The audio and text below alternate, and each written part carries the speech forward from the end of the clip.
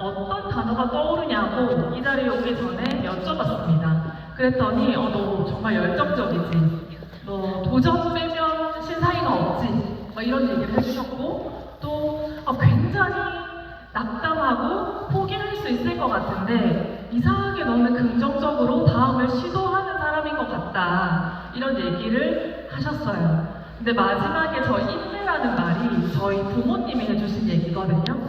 어린 시절에 저를 보면 곧 얘가 어떻게 될 것 같은데 돌아서 걱정이 되는 저를 바라보면 반나절만 지나면 제가 다시 벌떡 일어나서 원래 해야 하는 일들을 하고 있었다고 합니다. 그래서 저는 제 인생에서 이런 단어를 가지고 늘 살아왔던 것 같습니다. 이렇게 사진 속에 보시는 것처럼 저는 PM 비즈니스를 하기 전에 온갖 시간 관리와 저의 스케줄들을 체크를 하면서 삶을 살았거든요. 혹시 여기에 자녀분이 고등학생이신 분 계실까요? 네, 계시죠? 막 이렇게 쥐어받고 싶을 때 있지 않으세요? 저희 부모님은 저한테 난 너를 키우면서 한 번도 잔소리를 해본 적이 없어 이런 얘기를 하시더라고요. 얼마 전에 저희 아들 둘이 믿지 않더라고요. 저희 아들이 제가 결혼을 조금 일찍 해서 5학년 이제 6학년이거든요. 근데 엄마 근데 저 다이어리 보니까 엄마 그랬을 것 같아 라는 얘기를 하는 거예요. 근데 저는 PM 비즈니스도요 그렇게 열심히 열심히만 하면 되는 줄 알고 정말 성실하게 했거든요. 근데 그 마음속에 항상 이런 얘기가 제 가슴을 뜨겁게 하고 있었습니다. 첫 번째는 전 특별하지 않다라는 거였어요.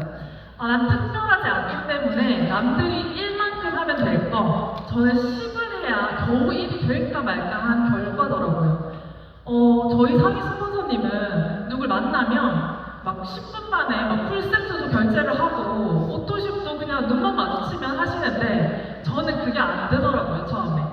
아까 얘기하셨죠. 저희 처음 30일을 어떻게 해야 되는지 그런 날들을 저도 성실하게 보냈지만 오토십도 안 돼. 풀세트는 지금 생각해보면 제가 UAP가 올 때까지 10손가락 안에 뽑는 것 같습니다. 그렇게 저는 저의 파트너들이 그리고 저의 회원분들이 전부 다 정말 자글자글한 오토십으로 이루어진 몇백 명의 군단들이 있거든요.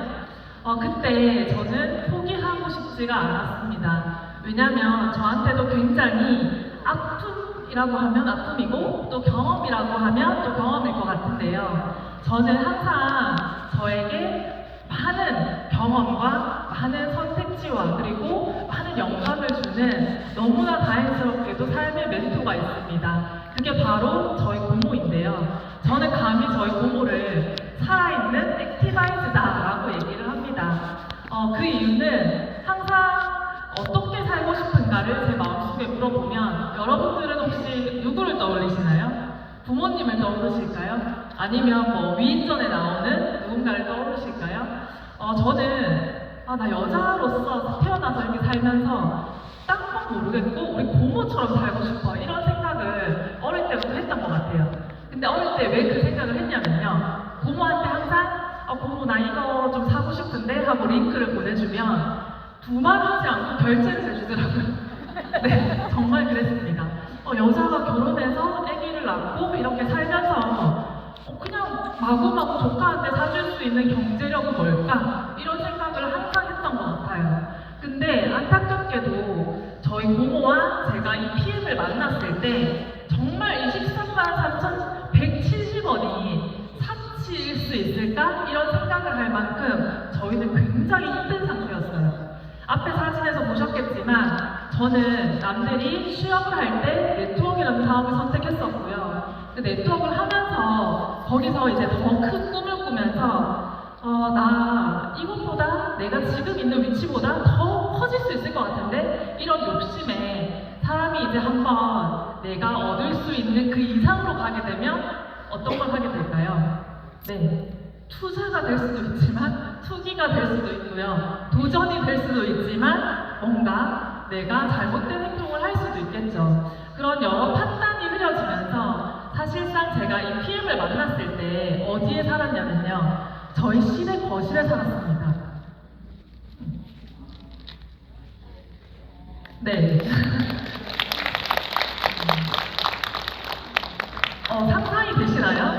결혼을 일찍 해서 아이를 가지고 애를 낳고 키우고 내 집을 마련하고 차를 가지고 남들보다는 정말 다른 삶을 살고 있다가 어느 순간 아무것도 없어지고 시댁 거실에 제가 있는 거예요. 시아버지는 문을 열고 나오면 며느리가 대자로 뻗어서 자고 있어요. 혹시 시아버지 계신가요? 어떠실 것 같나요? 너무 최악이었죠, 제 마음속은. 빨리 벗어나고 싶었는데 그때 PM이 저한테 온 겁니다. 어떡하지? 23만 3,170원? 없는데? 이런 생각이 들면서 나한테 사치인가? 이런 생각이 들면서도 한편으로는 뭔가 이렇게 지푸라기처럼 잡고 싶은 마음이 들었어요. 그래서 저한테는 이게 기회다라는 생각을 하면서 이 지도를 보게 됐습니다. 지도를 보면서 저는 이런 생각을 했거든요. 항상 저는 난 창원에 있을 사람이 아니야. 서울로 가야 돼. 해서 집을 팔고 집을 다 싸서 남편 회사도 그만두게 하고 서울로 이사를 갔어요. 성공해 보겠다고. 근데 나는 아니야. 나는 서울도 아니야. 세계로 가야 돼. 하면서 또 다른 나라에 또 갔어요. 너무 글자 그대로 살았죠. 그런데 계속 마음속에서는 나는 세계를 무대로 살아갈 사람인데요. 또 마음 한켠에서는 자꾸 저한테 아니야. 제발 아무것도 하지 마. 가만히 있어. 뭐 이런 얘기를 속삭이는 거예요. 남편도 저희 부모님도 저를 지켜보는 많은 사람들도 제발 이제는 아무 도전을 하지 말고 가만히 있으라는 그런 표정을 저한테 지을 때 전 정말 저 두 개 중에서 뭘 선택할지 정말 괴로웠거든요. 그런데 제가 이 PM을 하게 된 가장 큰 이유가 있었습니다. 바로 사람들이었습니다.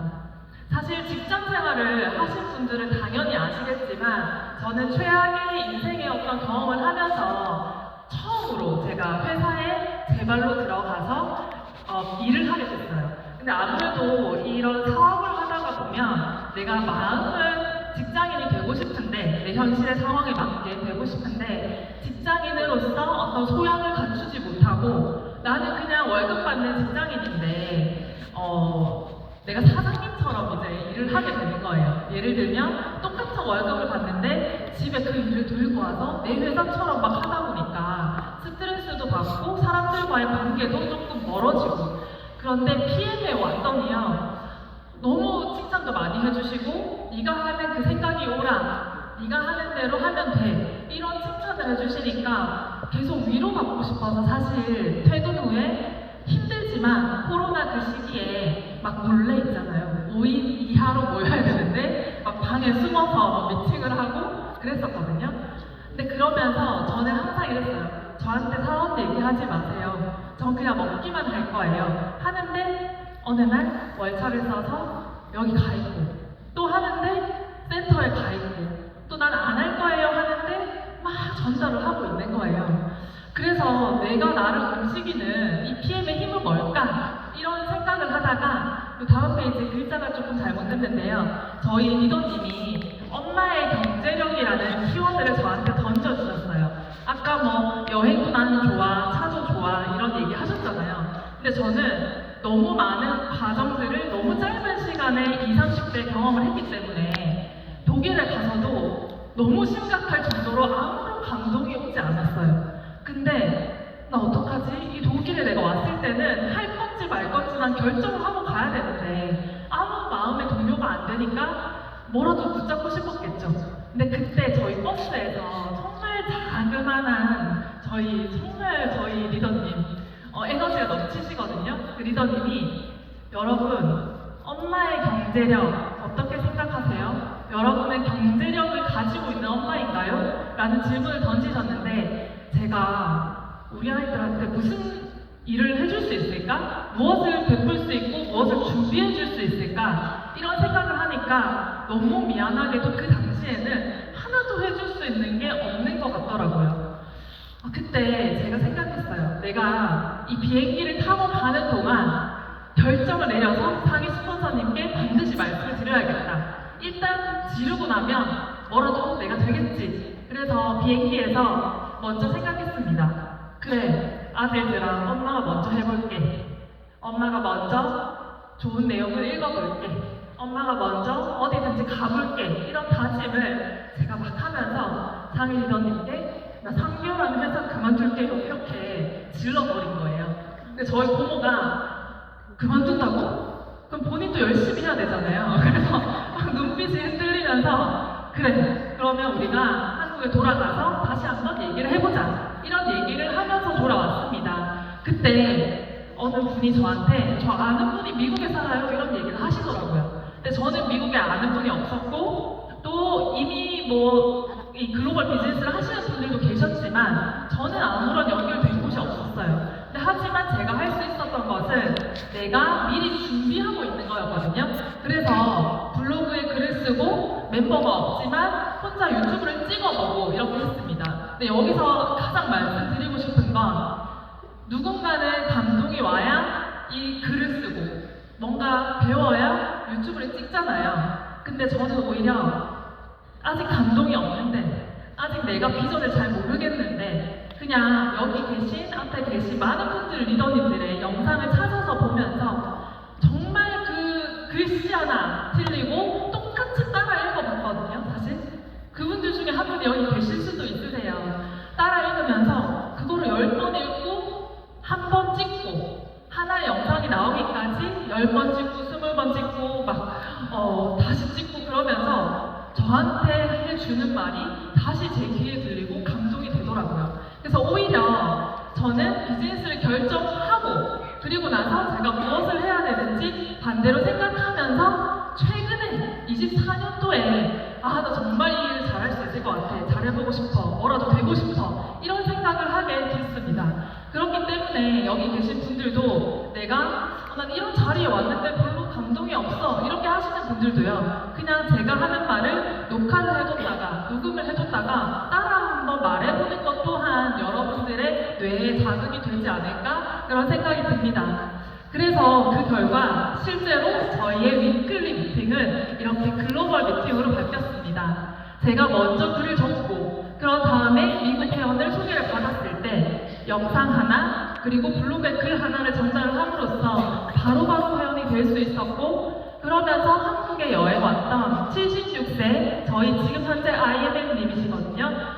권사님이 IMM이 되고 미국으로 돌아가셨고요. 그리고 라스베가스에 누가 살고 있대요. 여기 앞에 지금 제 현수막을 만들어서 가지고 오신 매니저님이 라스베가스에 누가 있대요. 근데 라스베가스에 있는데 별로 이제 오랫동안 연락도 안 했고 그런데 계속 뭐 이렇게 전달을 해야 된대요. 그래서 저희가 어떻게 했냐 PT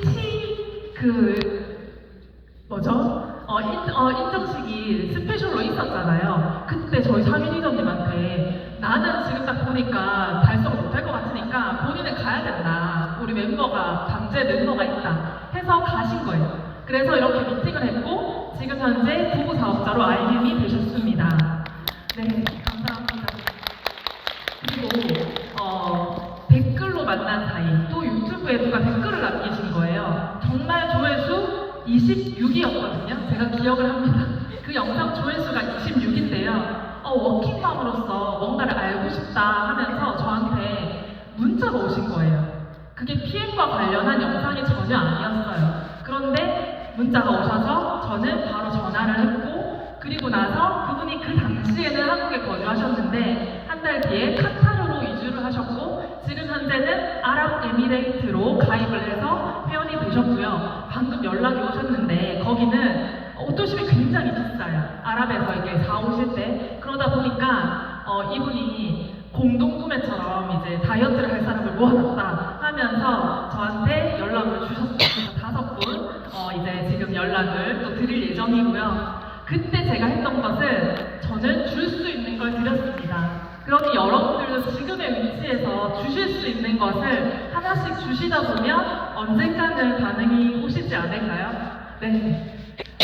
제가 이렇게 멤버들이 이렇게 한 분씩 이렇게 있는데 오늘 정말 많은 분들이 오셨고 또 이렇게 행사를 가보면 아까 멋지게 한 정말 사람 못 쓰겠더라고요. 여기 그룹장님도 계시지만 와 진짜 많다 이랬는데 저는 저의 오른팔 왼팔 매니저님들 딱 두 분 오셨어요. 그런데 정말 저의 EVP 내에 사업자라고 칭할 수 있는 분은 현재 이 두 분의 리더님이시거든요. 그리고 한 분 한 분 이렇게 채워나가고 있는데 다 다른 그 지역에 다 다른 국가에 사세요. 그래서 지금 전 세계로 확장하고 있습니다. 저희는 아이들에게 세계 속의 나라는 것을 가르칩니다. 실제로 과목에, 국어 선생님이 아시겠죠? 교과목에 이 파트가 있잖아요. 그럼에도 불구하고 저희는 말로만 세계 속의 나라를 가르칩니다. 그런데 저는 엄마가 말로 하지 않고 내가 세계 속에 사는 것을 보여주고 싶었고, 실제 저희 집은 줌미팅을 할 때 모든 줌미팅에 아이들이 옆에서 게임을 하든 책을 읽든 들어 누워 있든 다 모든 소리를 듣고 있습니다. 그리고 미팅을 마치고 나면 엄마랑 모르는 사이인데 엄마한테 돈이 와? 이렇게 초등학교 5학년 아이가 묻습니다.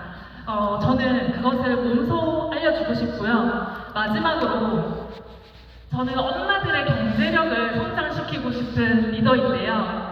사실상 여기에 조금의 더 나의 비즈니스적인 확장과 그리고 조금 더 성장하고 싶은 마음으로 오셨을 수 있지만, 또 누군가는 제가 10만 원대 제품을 고민했던 그때가 있는 것처럼 정말 많이 고민하고 이게 기회일까 혹은 사치일까 이런 생각을 하면서 오셨을 수도 있다고 생각을 합니다. 저는 비록 PM을 통해서 이제 EVP라는 그 단계를 밟고 PT를 향해 가고 있지만 1년 전부터 제 목표는 계속 PT였거든요.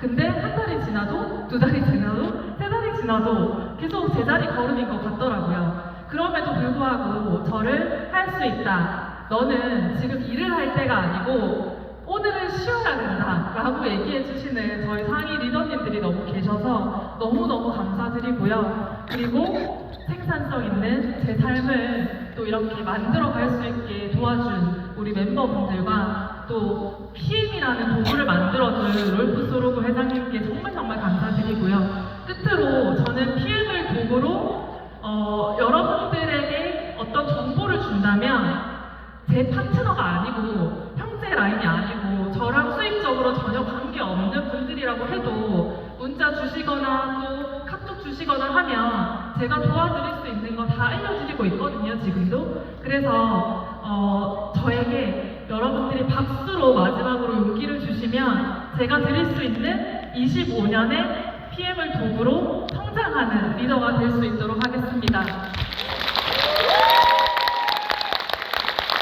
네, 너무너무 감사드리고요. 마지막 한 발짝만 하고 내려가도록 하겠습니다. 여러분들의 25년도의 목표는 무엇인가요? 저는 당연히 PT입니다. 저는 3번의 유럽 여행을 갈 것이고 이곳에 있는 여러분들과 함께 소통하면서 성장하고 싶습니다. 감사합니다.